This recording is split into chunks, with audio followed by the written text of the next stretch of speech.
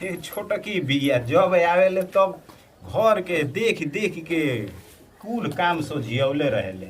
ओकरा डरे तो काम डेराई के भाग रहेला घर के। जब देख चुलू चुलू तिली हे ने तिली हो ने तिली हे ने एगो काम जतना बिगड़ रहेला कुल सोझिया के चल जाई 8-10 दिन में। जब देख तब एगो ना छोड़ेले अतना सोचेले कि बाबूजी के का क दीही का ना क दीही। आवेले ऐसने बेटी भगवान सब केहू के देत कतना जाने ले। आई का करते बुचिया? अरे ये दियावा कहते साफ बानी कर अभी कि आवेले नु तो एगो एगो जोहत चलेले कि का बिगड़ता या का बनता। तो का करेगा के साफ सुथरा करते ना- रोज लाइट भाग जाता टे। ठीक है कहला हड़ू साफ कर देला हड़ू तो तारा बाबूजी के कहाँ एथी बा कि साफ करत चली तो है। तू का करबा बूढ़ा वाला तो अब। हम्म। तो का करी ये ना हमर घर द्वार ह। एक हाँ, एकदम हो। सही से ना रखम तो का दूसरा के रखी। ना हो बात तो ठीक है कहत हड़ू आखिर ए बाबूजी कोनो- सुनी ना का हो कह का बात बा। तनी कुछ पैसा चाहिए दे जरूरी बाटे। का करबू घरे के सामान खातिर ना पैसा ले हम। बेटा हम कुछ माना कइले बानी। ना बाबूजी को माना थोड़ा ना करे। हाँ। तनी संकोच निकल में गिरो का सोचम। अरे ना रे बियाह हो गइल बा। तो हनिए के नुआ तना बाड़ू स करेलू स तू जालिस तो बड़की आई जाई तो तू अइबे। अब तो हनिए के नु दुनो के हमरा जौन बातन करे के बा अरे करे के बाबूजी बा। तू जानत नहीं खा उ का हो? लालची आवेले। ना बुचिया तो दीदिया बड़ के तो बहिन जानत हिया है। ऐसन ना कहे के ऐसन तो हमको वो ओकरा संगे व्यवहारे नहीं देखले। तू आवेलिस तो वही तरह करेली से आ ऊ आवेले तो वही तरह मतलब बाबूजी खटे। तेरा कहे के का मतलब है कि मोही तरह करनी। ना हो तो हम शिकायत करतनी तारा लोग का तना बढ़िया से आवेलू जा तो रहेलू जा करेलू जा धरेलू जा। ठीक बा हम बेटा तारा के पैसा दे दे अभी लेबू कि काल काम बा।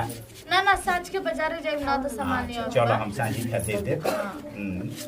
बुलाए मत बाबूजी। ना ना ना हम दे देम तारा के कुछ किने उने के बानू। हां कि हाँ घर जाए के सामान। हाँ ना ठीक बेटे है बाबूजी किन जा ली सामान मन तनी रख हाँ दे। हाँ बढ़िया ले किन लिया पैसा दे दे। ठीक भाई अब हम जाता नहीं देखिए घर में। ठीक हो बाबूजी। सामान मस्त व्यस्त पड़ जाला।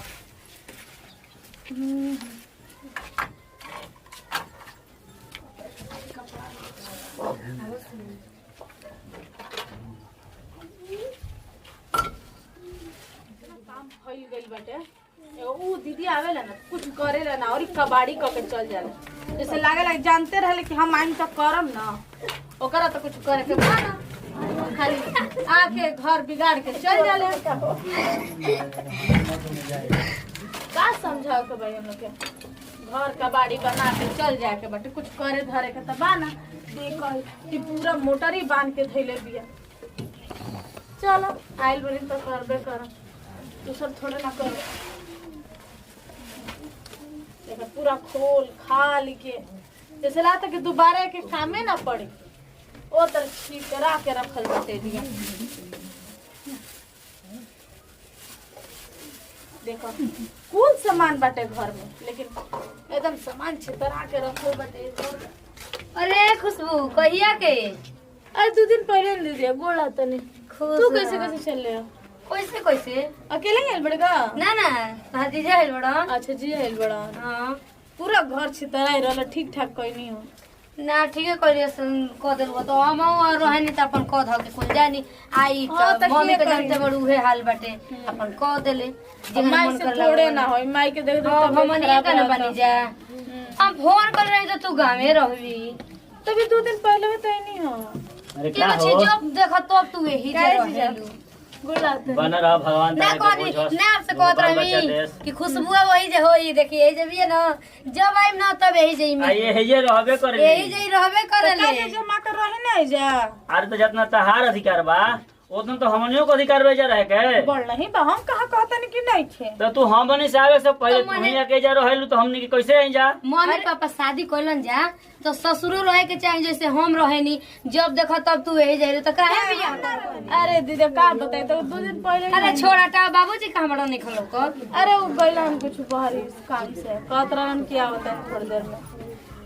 खुशबू का की रेजे रहेली बराबर। हां आ तनी मनी काहे जी रहे हमर पापा के आदत है तनी मनी जान मन ढेरे करा के करे माने पापा के आदत है ना चल के हमर बड़की लेके आई कि ना आई खाली खुशबू चल है। दीदी बैठ तू बैठ तो बैठत नहीं जी बाहर आई बैठत नहीं त का बैठ करत जी पानी नहीं लेके आओ तनिया बेटा हम बैठी हमरा तो खुद जाए में लाज लगाता है। काहे अब ना हमहू के मन करत त नहीं खाए के मन करत हमरा। काहे ससुरारी में डर लग ऐसे रहा भी है डोरा बानी हे भगवान ये फिर आ गई का करी छोड़ेगा गोल्ला तनी बाबूजी खुश रह आ गुलू का बुचिया। हां आ गइनी हो अरे अभी छोटा कियो यही जे बिया हां उ त देखते बानी भेंट कैला हड़ू हां भेट हाँ। कोइनी कुल सहियार तो हारत रहली का हो कह सर समाचार सब ठीक ठीक बा बा। हो जाके। तू बताव ठीक बाड़ा ना हाँ हाँ उ तो सब ठीके बा छोटकी बिया त कौना बात के तकलीफ होखे देतिया ना सब करत उ तो धरत हम रहेले। जानते बानी उ रही त कहां तो के तकलीफ हो के बैठे अरे तो तू तो वो तने करेलू जतना उ करेले उतना तू करेलू। और बताव खाना ना खा ले बड़ा का हाँ खाना वाना खाइब के लही अभी लगल है आ तनी कल हनी कि तनी बैठ के सोचत रहल हनी कि क्यों ना बधारी जाई हेने जाई कि हो किनारा जाई तले त आइए गइल हड़ू कह कुल सर ठीक है समाचार। बाटे हो और वो गइल बनी संग ही अच्छा उहो कहल बनी और- का हबचिया। कुछ ना जीजे जेल बने तनी पानी नहीं पी के दे देनी हां पी ले लो अभी करेंगे आराम कर तो सब ठीक रहला नु कुछ कमी ना रहला। ना कमी ना रहल कहनी है कि मतलब तनी चली घूम आई ना ठीक है कहला हड़ू जो जाए देखो तब यही जे रहेले तो का भइल का हो कोई गइल? परेशानी बता रहा बाबूजी माने के घरे कम से कम तो ओके समझावे के चाहिए और शादी बियाह भइल अपन सास ससुर के देखते नहीं के आके जे हीरो तो रह का भइल बट तोरा कौन परेशानी होता नहीं सदाऊ अरे तो जाए दो यार बाबूजी कोई कुल तो तोरे नामे कह देल बड़न खो आराम से अपन हां ऐसे ते टेढ़िया खती आई रहल हमेशा टेढ़ियावत रहल होय देखत देखत अरे अरे अरे अरे के मजाक तोहनी के करो तो यही कौन मजाक ह तोहनी के तो ई बचपने के आदत ना गइल अब ससुरैती हो गइलू स यही तरह अब आवेलू स तो तोहनी के लड़ते झगड़त रहेलू स ई आदत ना छोड़लू स ना अभी। देखा बाबूजी ऐसे कर जब आयल ना अरे जाए बड़ बहिनिया कह देलस त कोनो बात मने नहीं करे है के कोनो बात कह ना तो गद ने सीरियस मान ना जाए तो अब उहो तनी अब सियान हो गइल ससुरैती हो तू गइल कौन सोच खराब समझ कह के देनी है कहनी। तनी बताई अच्छा ठीक बा तारा लोग तो का अपन अपन बाबूजी के लगे ना रही ये देख के देखे वाला आ ना नहीं बेटा हम हाँ, कहाँ होई कहतनी सदा, रहलो तोरे नाम बात देखिया होई जातनी हम जातनी तू ना सधावे वेले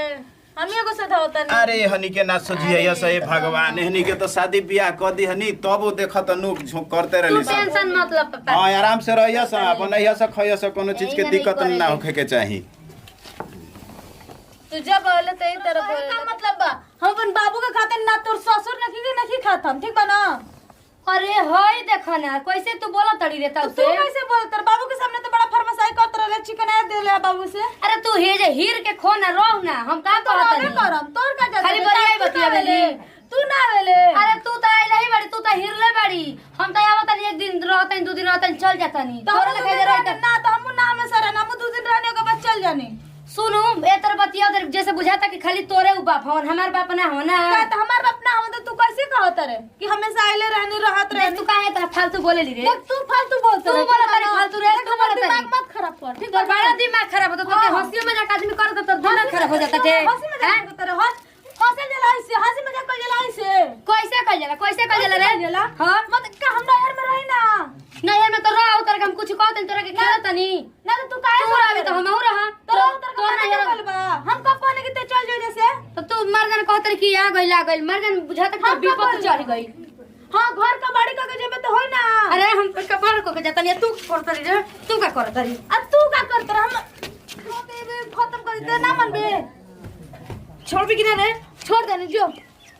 देख हमसे लागल मत कर हम एजे रहो तो तोरा के हम नहीं बोला तो तू बड़ा सहक बड़ा सहक तरी रे तू काहे इंगन मार तरी रे कहे ना तू अजे रहबी हम छोड़ दे लड़ तो हम कहत नहीं नु का कहत रही तू तबे से तो कहते बड़ी रे तबे से तो कहते बड़ी रे देख हमके छोड़ देना तो जान जिए तबे से तो कहते बड़ी रे तू धोके झूठा उखड़ ली हैं ऐसे कैसे कर दो हम छोड़ देम का तरफ का है तू लड़वली है तो रे तो कहते ना खलड़ा जब देखा तम ए जे हीर के रहतो बढ़िया है तो रह, हम रह, तोरा आफत विपत समय जाता हम आवत तो तोरा रोक देतन कि तोरा आगे के थोड़ी में छीन लेतन रे हां ते तू काहे छिले घर खेल में कहते ना खाए बाप के धन पे ते तू काहे लड़ा के मरली है रे रामी तू काहे मरली है रे कोना ना मारो तू जाना तो कि बहन है तो छोड़ दे तो के ना छोड़ो तो के ना छोड़ो रे छोड़ो तो हमरा के एकदम एथो पहले बड़ी हां ना माने ना मारो ना मुंडी ओ मेरी को के ना मुंडी तोर के बस छोड़म ना और ये बोल अब बोल बे अब बोल बे कि हम खाता नहीं कहते नहीं खात ये तो ना ये हथियार में मारत है रे तो फिल्म ना तोर के बेरा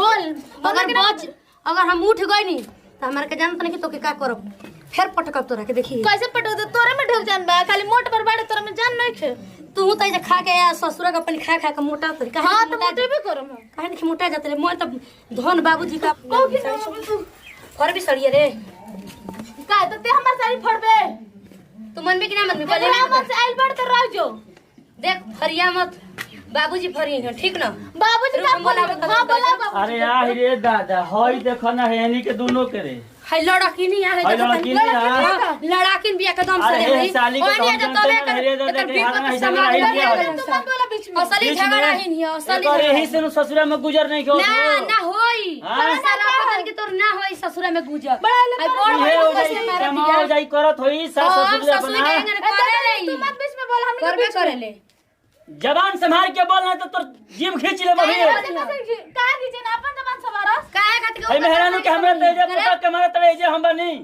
का ई न गलत हमके पटक के मारती अपन मेरे रे के लोकता ये टाइम में कि ससुर में घर बास नहीं क्यों ओसे तारा का मतलब बट हम अपना घरे बनी तोहरे घरा में अरे हमरे बनवे खोले बड़ू सरे हे भगवान हमर कुल इज्जत तोहनी के नाश दिहलु सो हम दुआरी पर सुनो तनी कि अपन दोनों में खाए ये तो मुंह सिखोले बनी काहे ने का मारो सिखोले रो बनी यही तरह बोला तनी काहे ना बोली चिल्ला चिल्ला के रौरा कहां आइल बनी कहां ना है घर में आई और तू आफत पे ले दीवारी में बनी दब के मारती हे है भगवान हम ना जानत रही कि यही के ही जाके यही करे खातिर आवत रही सो का तू न खा के खा लो वही जा लड़ हमने के जाता नहीं जा यही जा कड्डी बना रहा चली जा हमने के चला जा चले हम से यही खातिर आवत ऐसे ही जाए बाबूजी करे खातिर बाबूजी दू किस्म हमारा के ई काम चीज पे भरोसा रे तू तो लिख बन करा अरे रोटी बन के लेके भैया के हम आइल बनी हम तो 2 दिन रहती है चल हाँ, तोरा अभी रहे काल बन ले काल बन हम के अरे अब चुप रह बुसा कहां रहते बनी खासा हल्ला कइले बड़ू सो हाँ, चुप हम रह हल्ला सो करते बनी, दोनों हम रह सो करते हमारे की रह सो क्यों बे दोनों महक टीपन लगे के एकदम रह तू किसी सो काम कर देन लौरा दोनों रह सो हम कोनो के ना कहब जाए के नवावे के बोला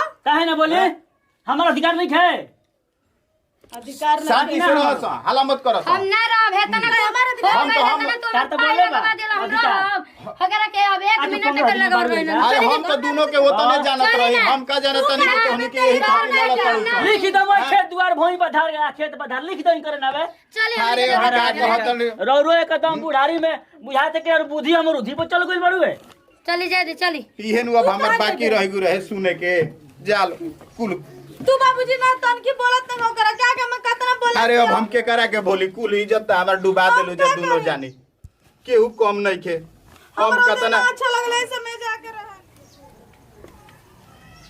जैसे कि वीडियो में देखावल गइला कि एगो छोट लड़की मतलब मायके में आके रहती है बड़ भी आके रहती है तो रहे के चाहिए ससुराल भी बना के रहे के चाहिए नैहर भी बना के रहे के चाहिए लेकिन बहन बहन में कभी भी ऐसे ना झगड़ा करे के चाहिए जैसे कि पिता के घर बा तो वो घर बा हमेशा मिलजुल के रहे के चाहिए झगड़ा तो केकरा में ना होला ना बाबूजी लेकिन ऐसे ठीक है जैसे कहता छोटा है। छोटा वाल मारपीट भइला ऐसे बिल्कुल ना करे के चाहिए देखिए ससुराल और नैहर दोनों बना के रहे के चाहिए तो हमने के जानकारी नहीं कि गलती से माफ कर और कमेंट में जरूर बताएं कि हमके वीडियो कैसा लागल ओके लाइक करी सब्सक्राइब करी और कमेंट करके बताएं कि कैसा लागल तनी दीदी कुछ बोला कि हमने कैसे ना कहेंगे नमस्कार प्रणाम हम बानी सोनी सुमन ये आप लोग के एगो पारिवारिक वीडियो देखावल गइल ह जैसे बहन बहन में लड़ गनी है जा ऐसे ना करे के चाहिए अक्सर हो जाता टे आ ये वीडियो के दिल से लाइक करम जा अच्छा लगी तो और सब्सक्राइब करम जा और ज्यादा से ज्यादा शेयर करम जा और हाँ कमेंट में लिख के जरूर बताएं जा आप लोग की वीडियो कैसा लागल है बेल आइकन घंटी है ना प्लीज ओके दबावल मत भूलम।